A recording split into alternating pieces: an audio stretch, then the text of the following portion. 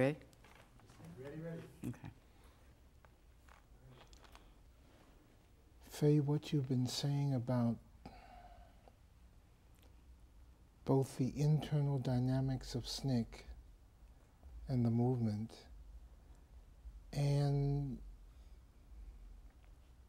the connections and relationships between the movement and the folks in the community, just very, very valuable, really important. In this way, you were looking for a way to work for change, and in the midst of it, you are changed as well. Definitely. As you think about some of that experience, how would you describe some of the ways that you were changed in it, Fay? Well, I think I realized what power can be, how powerful people are, how individuals are powerful. For example, I learned the power of women.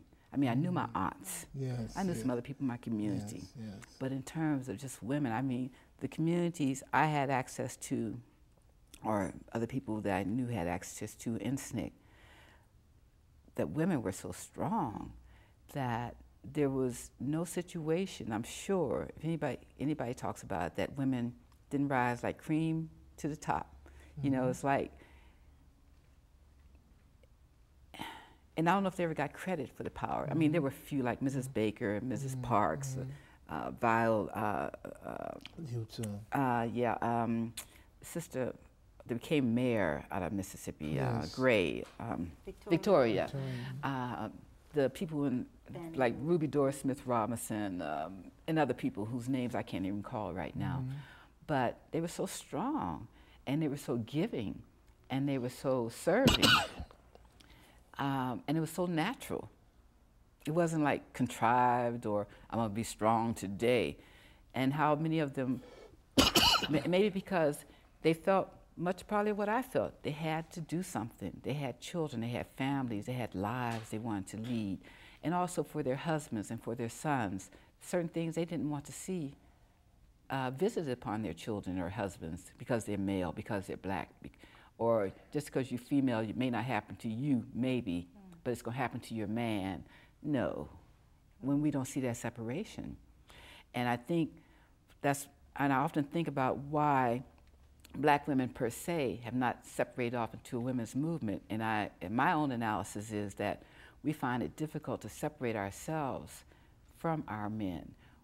We want to do things with our men. We want them to participate. We don't want to be a separate force. And that's not to put down anybody else, because people do it different. But I think a lot of African women just find it real hard to separate themselves from the structure of men, women, and children. And when we're talking about struggle, we're talking about for everybody, for all of us, everybody, including those people who may have come in association with us, not just ourselves or a separation. And I've run into a few black women in the quote-unquote modern day time in the 90s who have separated themselves for whatever reason. And I remember I was in Hungary, in Budapest, and we were at this women's shelter, and this was 1995. And I said to these ladies, there were some Hungarian women there. There was a white woman from America who was there volunteering because she wanted to do work with the domestic violence there. There were a couple African American sisters who were with our group who were there. And I said, this is very interesting. I feel so stimulated, you know, I was all fluttery and stuff. So I said, I want to present an idea and to see what you think about it, because I haven't had a group that I could present it to. So they were open for it. So I said, I would like to see the women's movement open up to men, so that, I said, not that men should take it over. They don't have to be in your organization, but I think we should find a way to include them, because little boys get raped, little boys get molested, little boys are assaulted, and if we just continue with the little girl thing, that weakens our effort rather than strengthens it. And I was surprised. The young woman from America, the African American, she just went off. She could not even think of the idea, the tolerated. And so there are people who can think like that. Yes. But the other ladies thought that the idea might have some merit, and they would give it some thought, and we discussed some things back and forth. But this one young lady, she was just irate that I even said it, which is okay. So many of your experiences connect up with each other, and you come out of SNCC, you come out of Alabama, you find yourself in Hungary, and there are connections. Oh yeah, wouldn't have been in Hungary if it had not been for the movement, because for what? I wouldn't have known to go to Hungary or had no need to be there. But yes, you're right.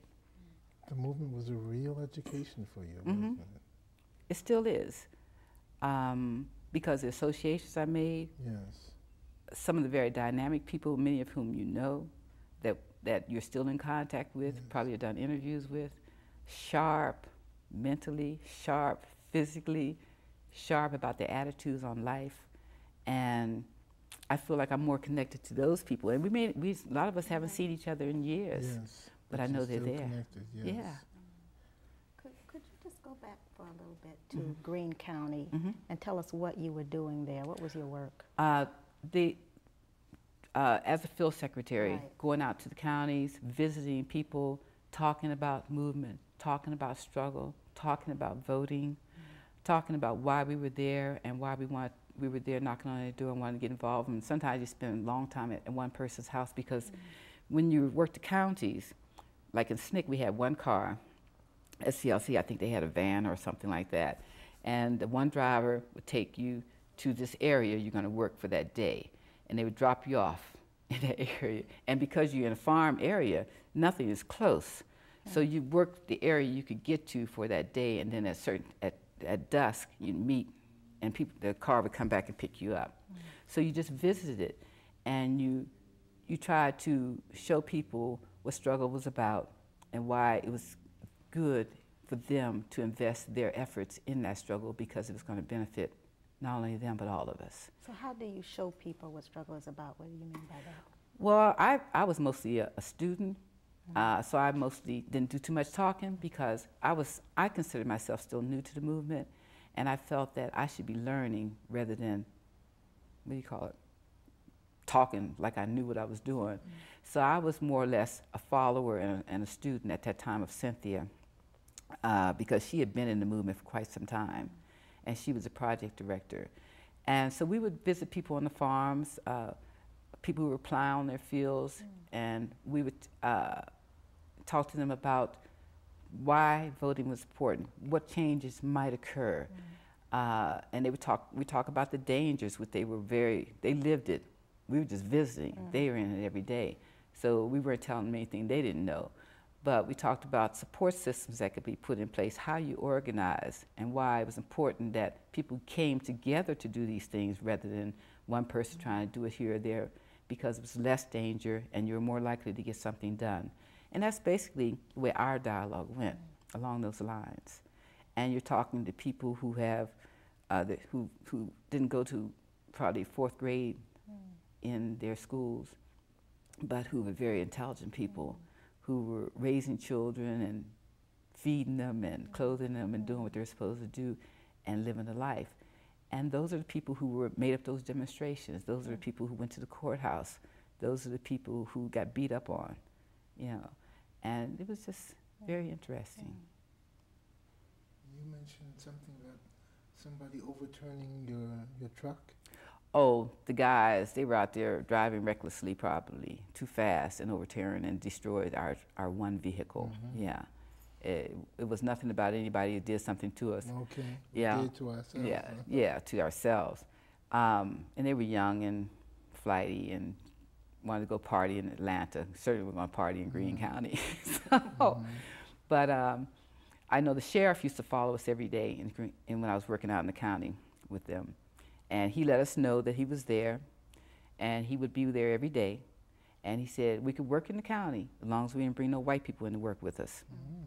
And this one guy from Detroit had come to visit our project, and he was riding. He was light complexion. He had brown curly hair, And so the sheriff pulled us over and made us get out the vehicle because he thought he was a white guy. And when he found out he wasn't, then he let us go on our merry way. But he said we could organize and work the county, because what a lot of the sheriffs didn't want to occur, they didn't want white people to see black people and white people working together. Yes. They didn't want that example out there before them. And that's why I think a lot of times they would beat up white people real bad when they saw them organizing with black people. They would just take it out on them because they were trying to stop that from being a trend. They did not want these lessons being brought to their environments because they were, you know, something else had been taught. Black folks and white folks don't get along. Other folks don't get along. This is a pure environment, and they wanted to keep it that way. And I also remember in Selma, white teenagers used to come to our office time to time, and they wanted to join the movement. Really? Yeah, and we would tell them. These were local people? Local kids in Selma area. And we tell them we couldn't allow them to do that because they weren't of age. And it would cause more problems than solutions. And we told them, though, that not let that deter them, that there were things they could do in their communities, that they could organize among their friends and their associates and begin to make changes from where they were. That they didn't have to go to somebody else to do something. You could do something anywhere you are. Did you think some of them took that to heart? I really don't know, but I think sincerity and their spirituality that brought them to our office probably took them further. And so it's only an assumption. Yeah, I mean, I have no way of knowing. Yes. While you were there in Alabama, both in Selma and Greene County, what was your spirit saying to you?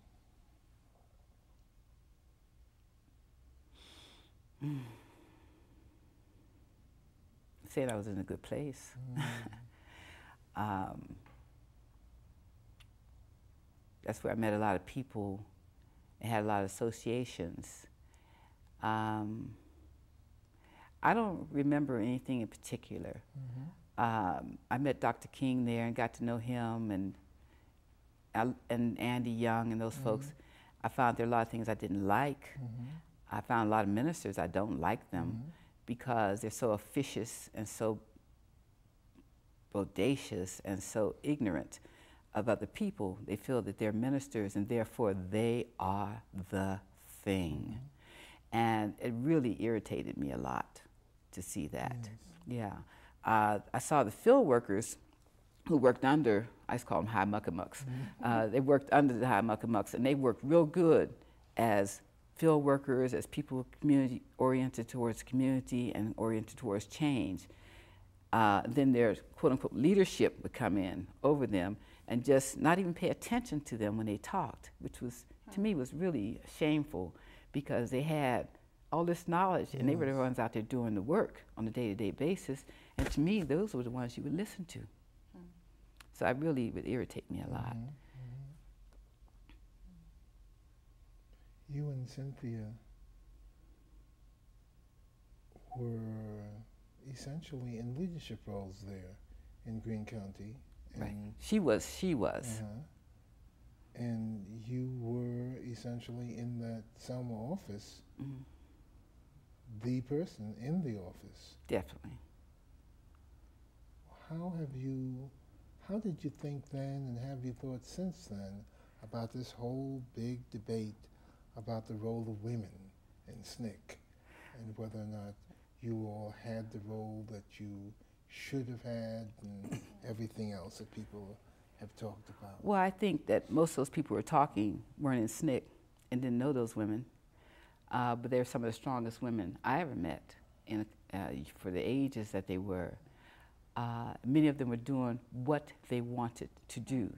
Now, there were struggles in SNCC. Yes. You know, I remember a photograph I had, and I don't even know where it is now, but it was a photograph of Ruby Doris, Mildred Foreman, Judy Richardson, Mary King, and a couple other people who were sitting on the floor with these signs in the SNCC office saying, "We will overcome," and something about no more typing or something like that. And Foreman and Willie Ricks and some other folks were standing over them like, you know, in objection to them.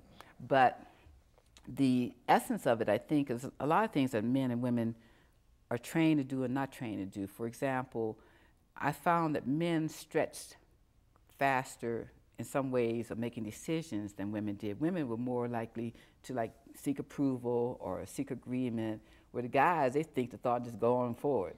And I thought that was something positive. In the meetings, because I was on the exec committee and coordinating committee, and I noticed that when women would say something, they would be taken one way, and a man could say the same thing, almost the exact same words, and it'd be like, oh, really? Dash, dot, dash, and there'd be dialogue around it. And so I used to raise the objection about, what is your problem? I said that a few minutes ago, or somebody else said that a few minutes ago. Why wasn't it taken seriously then? So we had those arguments up in there. But then we come up out of it. But to me, I was in a place where you could draw attention to it, and I thought part of my challenge was, since I recognized it, to draw attention to it and point it out, because I wasn't going to be doing that. Nobody was going to do that to me. If I say something, you better take it seriously, because I've given it a lot of thought, and it deserved a little attention. And I think other women did the same thing. Now, when Stokely was giving up the chairmanship, and a lot of people really wanted him to remain as chair, and I remember he got up on the table and he stomped. He said, "I'm not going to be chair again. I don't want to be chair again." Da da da da. And George Ware had put me forward as chairperson, but he didn't tell me in advance he was going to do this.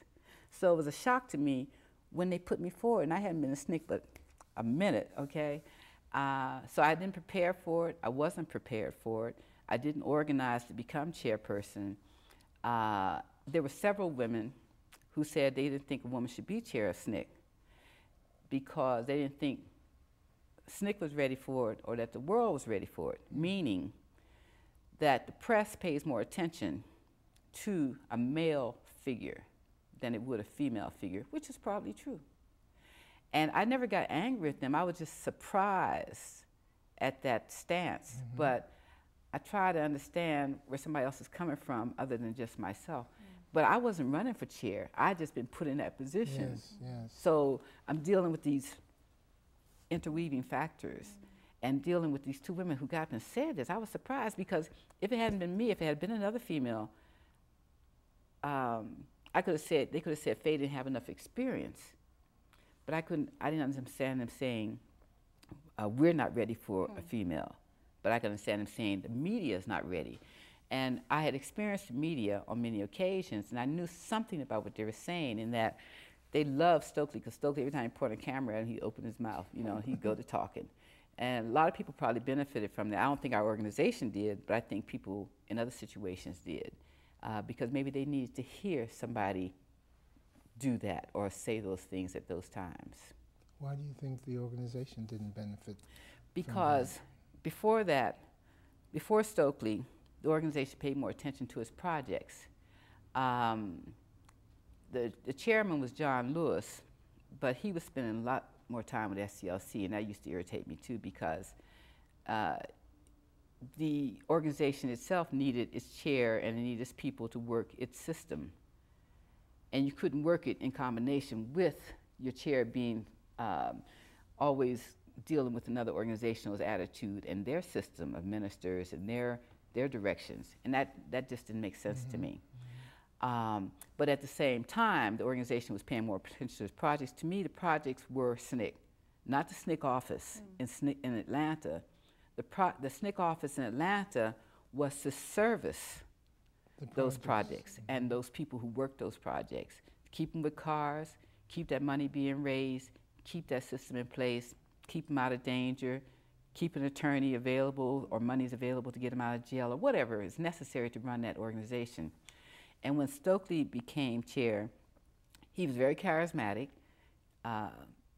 very good speaker, very dynamic, extremely aggressive, and that took the day. So then people became paying more attention to that, but see, SNCC had not changed. It hadn't become that aggressive. So your chair becomes that aggressive, but your organization hasn't. It causes conflict in the organization, and I think it causes conflict in money raising, and then causes conflict in terms of taking care of your projects. And I think that went downhill.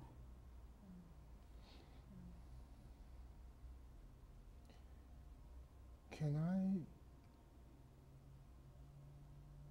reverse wind us for just a bit? Somebody has been coming to my mind that I want to see if you can tell us anything more about. I was fascinated by this Charles Smith in San Francisco. Was that his first name? Mm-hmm. You come to the door and tell him what you're doing. I'm invited in, yeah. And he says, you got better things to do than that, and I'm going to help you. Who was this man? Did you ever find out who he was that would bring that kind of thing out of him? No, not in that sense. I lived with him for several months in that house. But everybody went their own direction. You know, Charles was an actor. That was his mainstay. He was a very intelligent man. He probably stood about 6'3", tall, attractive, very independent. Everybody in that house was very independent. So, so they didn't pull on me and I didn't pull on them. I came independent, they were independent, and we maintained that. But we provided an environment so everybody had a place to live, and everybody went their separate ways. I never even saw him act in a play, you know. I wasn't in the play, so it didn't even matter, but it was fine. We respected each other, we got along, and there was no hassle to meet 4 strangers and to come together like that.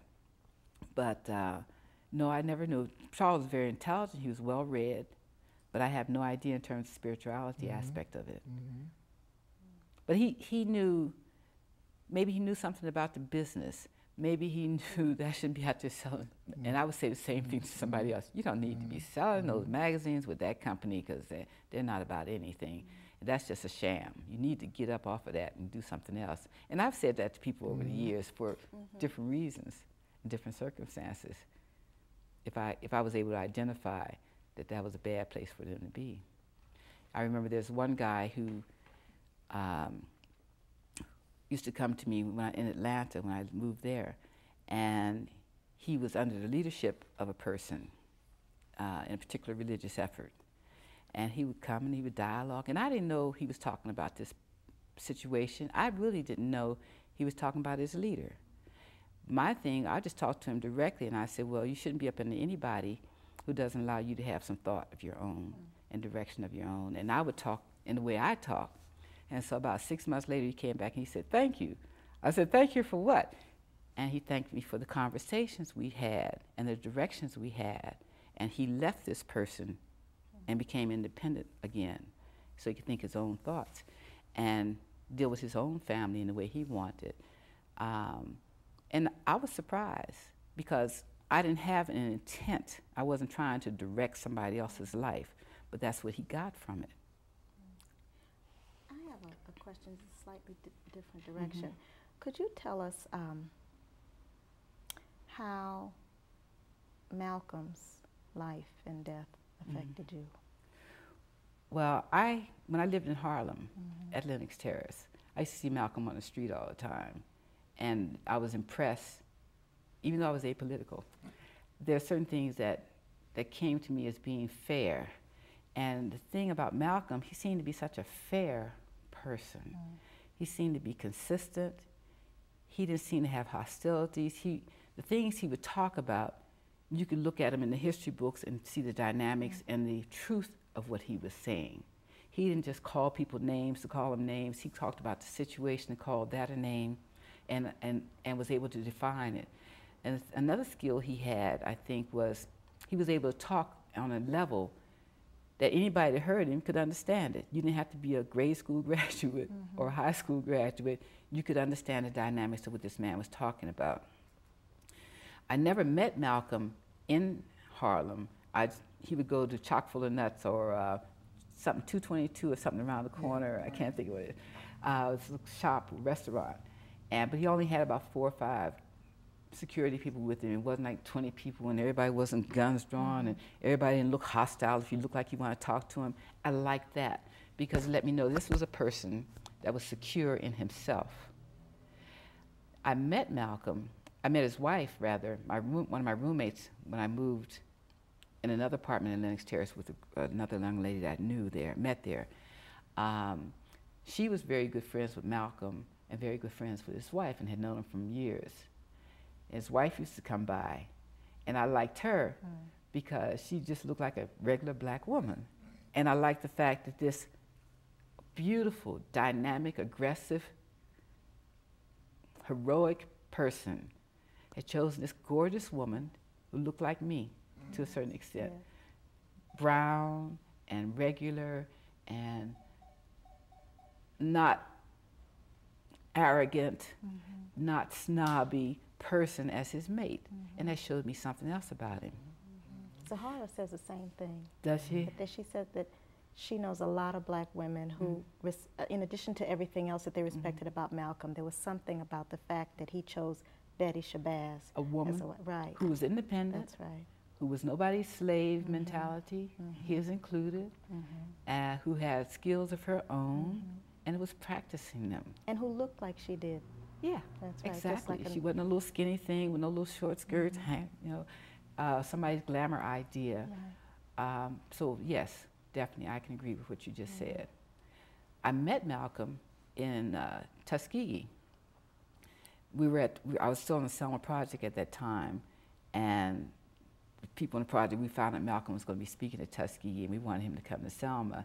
So somebody said, well, who wants to go? Who volunteers? So I said, well, I'll go. And Silas said, I'll go. So Silas Norman and I, we volunteered to go to Tuskegee to make our acquaintance to Malcolm. We got there. He was speaking in this massive hall, and I remember the impression, I can see it now, it was packed with students. And students were even sitting up on the window sills. Every space that could be garnered was garnered. And he spoke, and then after he spoke, he answered questions longer than he spoke. So he had a dialogue. And people I heard speak for a lot of times, a lot of occasions, they spoke, they gave you the word, and then they split.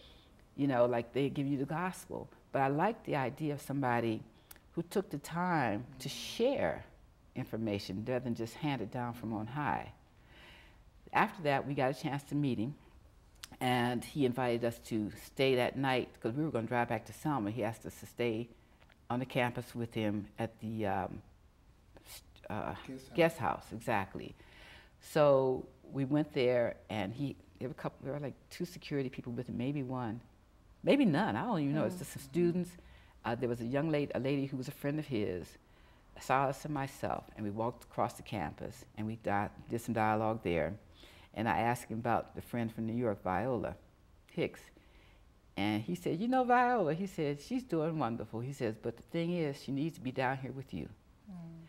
Now, that was a shock to me when he said that, because we were all so often told about Malcolm, thought the movement was a sham.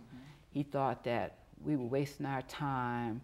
Nonviolence wasn't about nothing. That, you know, you know all those the lines, yes. So when he said that to me, that a friend of his he thought should be where I was, I was impressed. Yeah, I was impressed that he said that and that he felt that about what we were attempting to do. And it came so naturally. Yeah, from him. yeah, exactly. And I know we spent probably about 45 minutes or an hour or so in the downstairs area before we went up to our rooms, and mostly Malcolm did the talking. And people often ask me, do I remember what he said? And I don't. But I do remember the impact, and I remember little doors in my mind start popping, just clicking, open, because whatever he was saying, it just made so much sense. Yes. And I never had that feeling before, and I've never had that feeling since, of just doors in your mind just opening up. It was very strange. I remember it to this day. That is fascinating. It's over. Time.